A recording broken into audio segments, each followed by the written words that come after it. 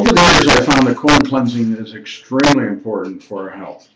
If we have too much toxic materials in our bowels, we're going to redox that into the body, and we're going to have some really bad consequences of that. We're going to really be tired. We're going to be basically toxic. One of the things that I found that has been very useful for many people is what's called the saltwater flush. The saltwater flush really has a tendency to just flush out everything. And I'm going to explain that a little bit and why a little bit later. But basically, the ingredients are 1 tablespoon of sea salt, and it should be organic. Not iodized salt, of course, but organic sea salt would be the ideal thing to use in this regard. You mix that with 1 quart of room temperature water, and I think the room temperature water would be beneficial in this regard because it doesn't put a shock to our system. Now, after you take this and drink it right down, it's a little bit disgusting, so some people have found that using a straw might be a little bit easier to do. You drink that down, and then for 30 minutes you lay on your right side.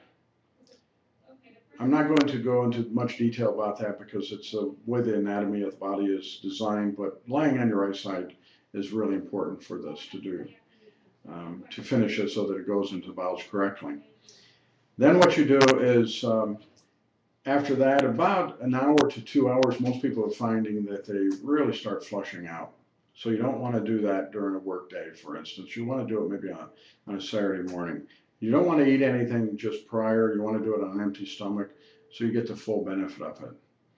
Now, why the salt water? It's really, really important because the fact is that when you put that much, it's the ratio of the salt to water is essential because what happens is the changes the specific gravity of the water, and the specific gravity of the water matches up to what's in the blood.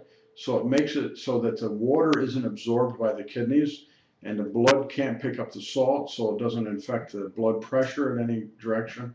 So really it flushes the bowels completely. It really runs through the body.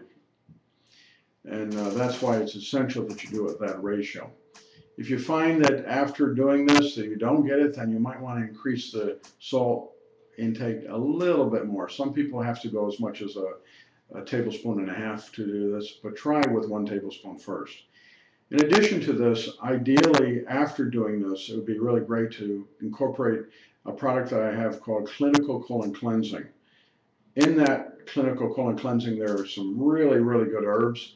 What I like about this product primarily is the fact that the laxative herbs are way down on the list. So we don't cause any kind of irritation to the bowels or make any kind of a dependency to the laxatives in there. And I'm going to read some of the herbs that are in this. Artichoke leaf, ashwagandha root, beet leaf, burdock root.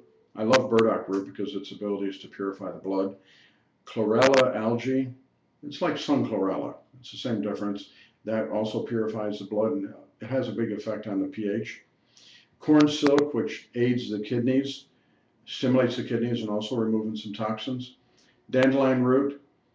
Dandelion root is very good for stimulating the gallbladder and the liver to release bile. So in this direction, you're stimulating the release, purifying the liver. Larch gum, milk thistle, another liver purifier. Mullein leaf, red clover flowers. And the red clover flowers are very good blood cleansers.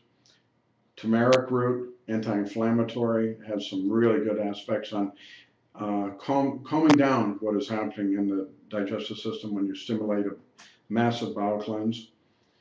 Aloe vera concentrate, that's, like I said, that's way down the list. And aloe vera does have some laxative properties, so you want that down on the list, but you also want the benefits of that because that is really good for repairing the bowels. Rhubarb root, that is probably the single most ingredient in this formula that is a really big laxative, but it's, like I say, it's way down on the list. Slippery elm bark, that repairs the mucosal lining of the bowels, as well as marshmallow root, the two are combined. And very seldom do you see this in any of the bowel cleanses, and I'm really surprised that you don't, because fennel root is the next on the list. Fennel root is an anti-gas. Who wants to have a problem when you're cleansing the bowels?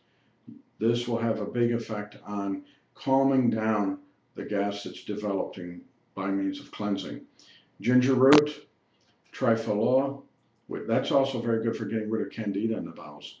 Magnesium, we all know the benefits of magnesium as far as bowel cleansing, loosening up the bowels. L-glutamine is really good for not only cleansing the liver, but it also has a big effect on helping with sugar cravings. And then last but not least is fish oil, anti-inflammatory properties of fish oil. So if you happen to use this combination, please let me know. You can blog us back to let us know how it worked for you. If you have any questions, please don't hesitate to call us at 732-308-1961, or you can also email us at info@suttonalternative.com. Good health to you.